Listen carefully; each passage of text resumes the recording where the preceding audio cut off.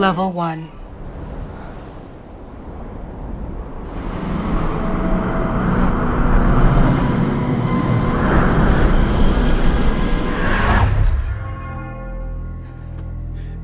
So, I observe the universe winking. how can it be happening? 3, 2, 1. Do you believe in God? No. Kalau teman-teman pernah melihat sebuah film dengan 3 matahari, pasti yang ada di bayangan kita adalah planet itu akan menjadi sangat panas. Siang akan menjadi sangat lama atau mungkin tidak akan pernah ada malam sama sekali. Tapi ternyata permasalahan tidak sesederhana itu. Dalam teori fisika, planet dengan sistem 3 matahari berpotensi memiliki ketidakteraturan lintasan orbit. Karena gravitasi dari masing-masing bintang tersebut akan saling tarik-menarik ataupun melempar satu sama lain, yang pada akhirnya menyebabkan kekacauan iklim pada planet tersebut dan berujung terjadinya bencana yang mengerikan, di mana ketika matahari begitu dekat, siang akan menjadi sangat panas, dan ketika matahari menjauh, suhu akan menjadi sangat dingin. Dan inilah yang terjadi pada sebuah peradaban planet di serial fiksi ilmiah Netflix berjudul Three Body Problem yang akan kita bahas kali ini. Sebuah film yang mencoba mengajak kita berpikir bagaimana jika hukum fisika yang selama ini kita yakini ternyata tidak lagi berlaku. Dan menariknya, di awal-awal episode, film ini nantinya akan terbagi menjadi 2 timeline, maju mundur ke masa lalu dan ke masa depan. Jadi pastikan teman-teman menyimaknya dengan baik dan mari kita langsung masuk aja ke pembahasan filmnya.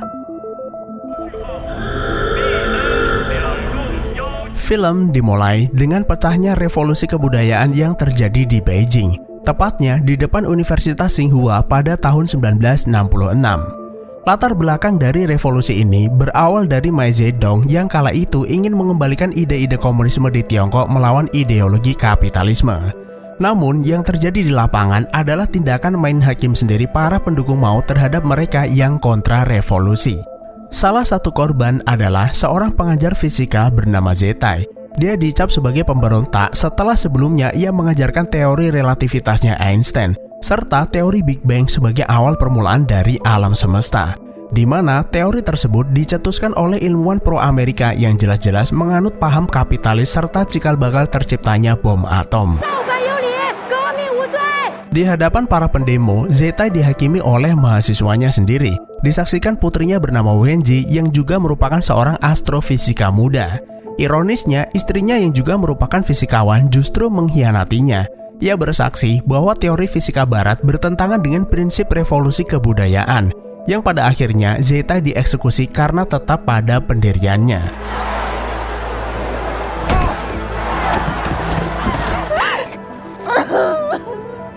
Insiden tersebut menyisakan trauma mendalam bagi Wenji, dan dari kejadian inilah semua malapetaka di masa depan nantinya akan terjadi. Scene kemudian pindah ke tahun 2024. Seorang detektif bernama Dashi sedang menyelidiki kematian seorang ilmuwan kosmologi bernama Muhammad Siddiq yang diduga melakukan bunuh diri setelah meninggalkan pesan misterius berupa angka hitung mundur di dinding. Dr. Siddiq Muhammad. Kasus kematian yang melibatkan para ilmuwan ini bukanlah yang pertama kalinya, melainkan ada belasan kasus-kasus lainnya yang membuat Dashi curiga para ilmuwan tersebut sebenarnya adalah korban pembunuhan.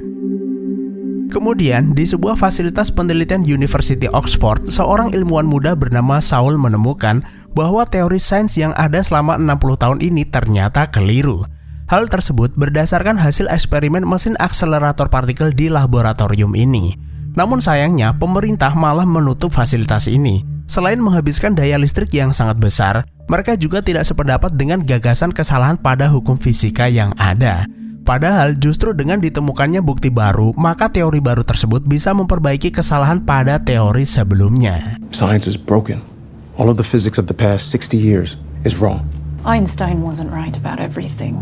Jadi pada dasarnya, sebuah teori yang dianggap benar di masa kini belum tentu benar di masa depan. Karena seiring berjalannya waktu dan berkembangnya teknologi, teori-teori sains yang baru bisa jadi akan merevisi teori-teori sebelumnya. Selama belum ada teori baru, maka teori yang sebelumnya tetap bisa digunakan berdasar metode kajian yang sudah disepakati. Mungkin Einstein itu adalah ilmuwan jenius, tapi bukan berarti ia selalu benar dan masih ada cara lain untuk memecahkan masalah ini. Saul, Do you believe in God? No. Lalu Vera bertanya, apakah Saul percaya adanya Tuhan? Nah, sebagai seorang fisikawan yang hanya percaya pada bukti nyata, Saul menjawab tidak.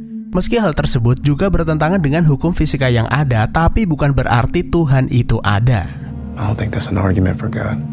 Setelah itu, Vera keluar ruangan, kemudian masuk ke ruang tangki pendeteksi partikel, lalu bunuh diri tanpa alasan yang jelas. Explain to me what's going on. Physics is turning to shit. Sementara itu, di sebuah bar, dua fisikawan muda yaitu Jin dan Augie sedang membicarakan hasil eksperimen mesin akselerator partikel yang menentang hukum fisika dan membuat para ilmuwan dunia menjadi panik. Mereka mendapat informasi tersebut dari Saul, yang saat ini juga sedang berpacaran dengan Augie.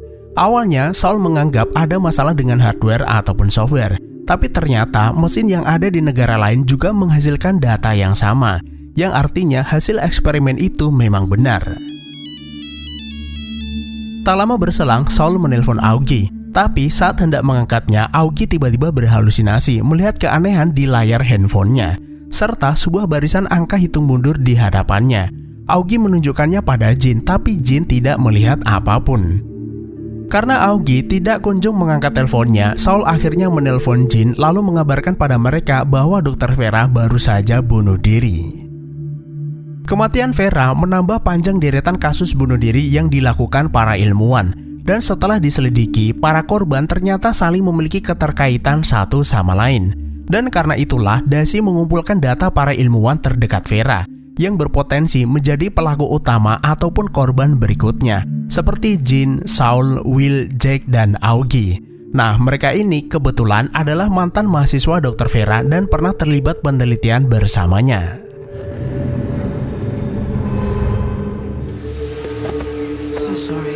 Esok harinya, 5 sekawan tersebut berkumpul di rumah duka Dr. Vera. Jack datang bersama Will yang sedari tadi memperhatikan Jin. Ya, karena semasa kuliah, Will itu memang naksir berat dengan gadis tersebut. Tapi belum sempat menyatakan cinta, Jin udah keburu punya pacar seorang marinir bernama Raj. Did you see the neurologist? Lalu Jin bertanya, apakah Augie masih berhalusinasi? Augie mengiyakan, tapi ketika ia pergi ke dokter, dokter mengatakan tidak ada yang salah dengan tubuhnya.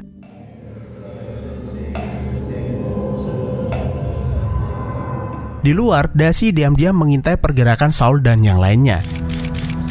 Tapi perhatiannya teralihkan dengan sosok kakek misterius yang tiba-tiba ngacir dengan mobilnya. Daisy pun segera mengikutinya karena merasa sosok itu tidak ada di dalam circle para ilmuwan. Namun, pengejaran terpaksa berhenti di tengah jalan karena si kakek pindah naik helikopter. Yeah, not just Oxford. Every major accelerator on the planet. Lalu di malam harinya, Saul menceritakan pada rekan akademisnya kalau Bu Vera sempat bertanya tentang keyakinan Saul pada Tuhan, seakan pertanyaan itu adalah pesan terakhirnya. Ada kemungkinan Bu Vera itu mengalami depresi berat setelah fasilitas penelitian itu ditutup. Padahal selama Saul menjadi asistennya, tidak sekalipun Vera itu bertingkah aneh. Nah, di antara yang lainnya, hanya Saul saja yang masih terlibat penelitian dengan Vera hingga saat ini. Sementara yang lain lebih memilih karirnya sendiri, seperti Will yang saat ini menjadi dosen fisika, sedangkan Jack jualan cemilan dan Augie mendirikan pusat penelitian nanoteknologi. Tapi ketika diajak bicara, Augie itu malah ngelamun karena ia masih kepikiran soal halusinasinya, lalu pamitan pengen nyebat sebentar di luar. Nah, saat lagi asik menghembuskan asap, tiba-tiba datang seorang wanita misterius bernama Tatiana. Yang secara mengejutkan, Tatiana bertanya berapa sisa waktu hitung mundurnya.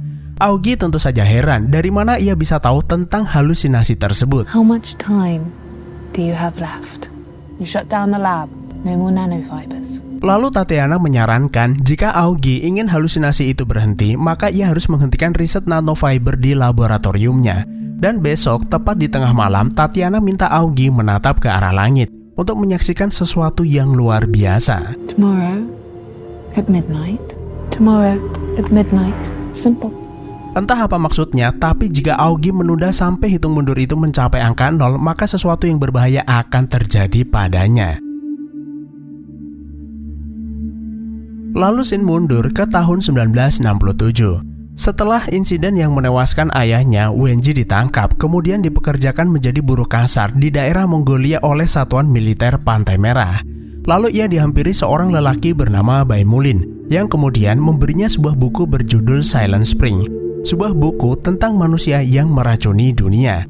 Buku tersebut ibarat sebuah ramalan tentang dampak kerusakan lingkungan jika pengundulan hutan terus dilakukan seperti apa yang ada di depan matanya. Tapi ia mengingatkan jangan sampai buku itu ketahuan tentara. Tiba-tiba terdengar bunyi aneh dari fasilitas riset militer yang ada di atas bukit. Rumor mengatakan banyak kejadian aneh di tempat tersebut, seperti cuaca cerah tiba-tiba menjadi badai, ataupun suara-suara hewan yang terdengar tidak wajar. Dan sebaiknya mereka itu tidak mendekati tempat tersebut. Sejak saat itu, hubungan Wenji dan Mullin menjadi semakin dekat. Mereka sering menghabiskan waktu bersama ataupun mengendap-endap hanya untuk sekedar melampiaskan hasrat kesepian.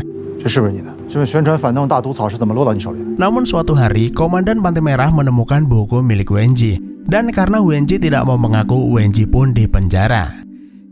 Hingga suatu hari, ia dikunjungi seorang wanita bernama Lihua dari pengadilan rakyat. Lihua mengetahui kalau Wenji ini adalah anak dari fisikawan Zetai sekaligus salah satu murid terbaiknya. Jika Wenji bersedia bersaksi di pengadilan untuk menjerat para pemberontak revolusi, maka Lihua akan membantu membebaskannya serta mengembalikannya ke akademi. Wenji tentu saja menolak, karena menandatangani dokumen itu sama saja dengan menyia-nyiakan kematian ayahnya. Karena tidak mau menurut, Lihua menyiram Wenji dengan seember air dingin yang membuatnya demam selama berhari-hari.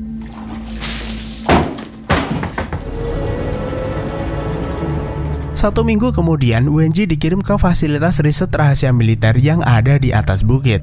Mereka terkesan dengan jurnal ilmiah yang pernah ditulis Wenji sebelumnya, lalu memintanya bergabung karena mereka saat ini sedang kekurangan ahli fisika.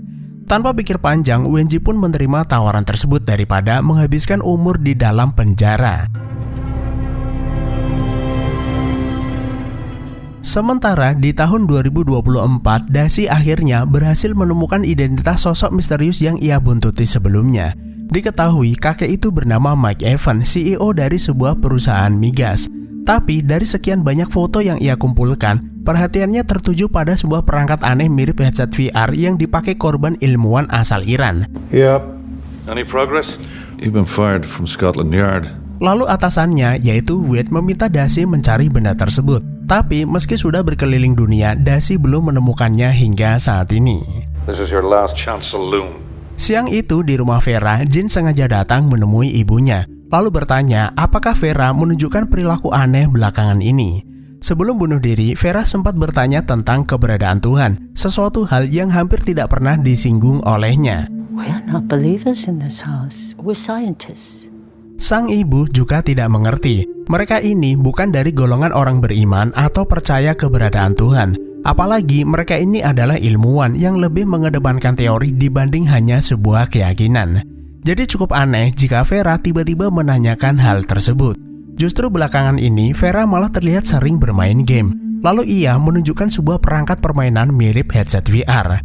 Tapi anehnya Vera memainkan permainan itu tanpa konsol terhubung. Bahkan alat itu tidak terlihat seperti perangkat elektronik sama sekali. Karena penasaran, Jin pun minta izin untuk meminjamnya sebentar. Is that you? You're beautiful. Nah, ketika hendak pamit, Jin tanpa sengaja melihat foto masa muda ibu Vera di dinding yang ternyata dia ini adalah Wenji. Sampai di rumah, Jin yang penasaran mencoba memakai headset tersebut. Dan setelah mengenakannya, Jin tiba-tiba saja berpindah ke dunia virtual game yang terasa begitu nyata.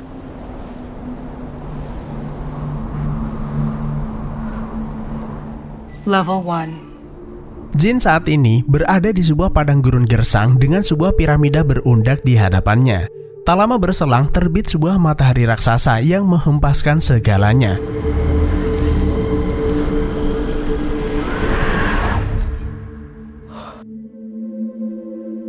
Shin kemudian kembali mundur ke tahun 1967. Setelah 3 bulan bergabung, kepala insinyur begitu terkesan dengan Wenji. Lalu memberitahunya bahwa di fasilitas rahasia ini mereka sedang mencoba melakukan kontak dengan alien, yaitu dengan menembakkan sinyal transmisi yang sangat kuat ke koordinat tertentu di luar angkasa. Meski hingga saat ini mereka itu belum mendapat tanda-tanda apakah ada alien di luar sana. Namun, berdasar pengamatan pada benda-benda di langit, mereka menemukan anomali yang meyakinkan mereka bahwa mungkin saja ada beradaban di luar bumi.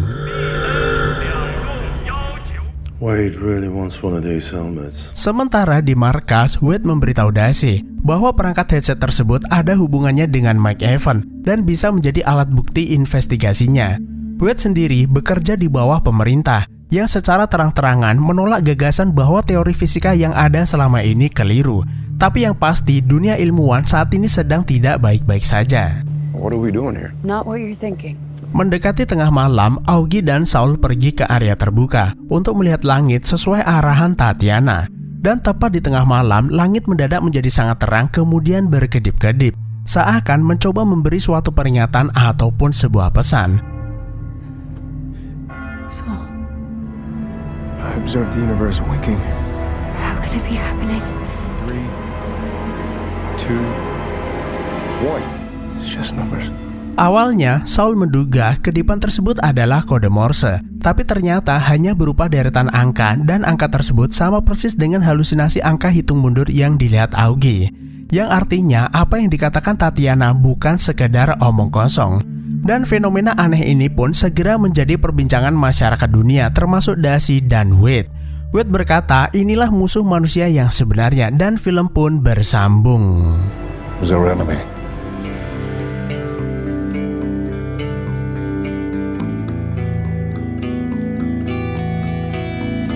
Itulah alur film Three Body Problem episode pertama, dan Mimin akan bahas episode kedua di video berikutnya yang tentu saja lebih menarik. Jadi terima kasih udah menonton, sehat selalu buat teman-teman dan sampai jumpa di next video.